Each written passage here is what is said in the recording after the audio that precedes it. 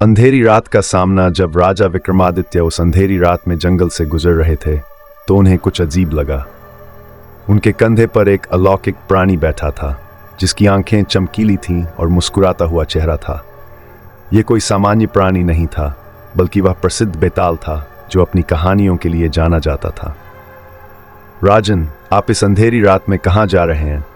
बेताल ने प्रश्न किया। उसकी आवाज में एक रहस्यमय लहर थी। विक्रम ने धीरे से कहा, मैं केवल अपने राज्य में गश्त लगा रहा हूं ताकि मेरे प्रजाजन सुरक्षित हों। आप तो बहुत बुद्धिमान राजा हैं, बेताल ने कहा, लेकिन क्या आप मेरी एक कहानी सुनना चाहेंगे? यह आपको अपनी बुद्धिमत्ता का प्रदर्शन करने का मौका देगी। विक्रम ने सहमति जताई और बेताल अपनी कहानी सुनाने लगा। एक गांव में रहता था एक ब्राह्मण जिसका नाम था रवि। वह गरीब था, लेकिन उसकी चालाकी और चतुराई उससे कहीं ज्यादा थी। रवि को धन और संपत्ति की भारी लालसा थी और वह किसी भी तरह से अमीर बनना चाहता था।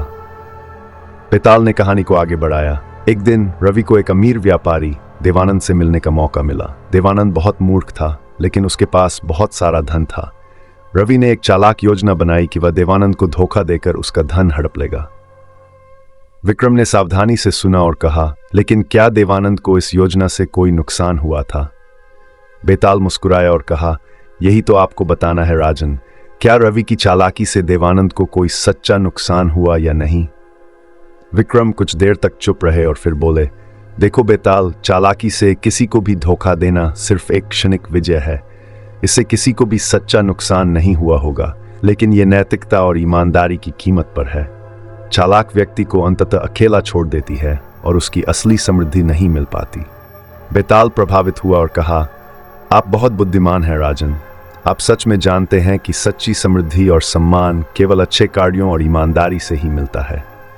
विक्रम मुस्कुराए और कहा, तो अब बताओ, इस कहानी में कौन सबसे बुद्धिमान है? बेताल ने कहा, आप ही बताइए राजन, आप इस कहानी के गहरे अर्थ को समझ गए हैं। विक्रम ने गंभीरता से कहा, मेरी राय में देवानंद की उदारता और दया ही सबसे बुद्धिमान है। उसने अपने धन का उपयोग गरीबों की मदद करने में किया, जबकि रवि केवल अपने स्वार्थ के लिए चालाकी कर रहा था। सच्ची समृद्धि वही है जो दूसरों के लिए भी लाभकारी हो।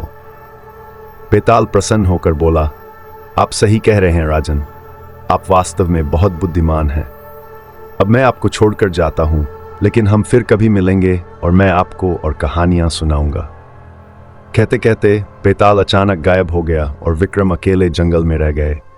उन्होंने महसूस किया कि बुद्धिमत्ता और नैतिकता ही सच्ची समृद्धि और सम्मान का मार्ग है। ऐसी और वीडियो देखने के लिए वीडियो को लाइक करें और चैनल को सब्सक्राइब करें। धन्यवाद।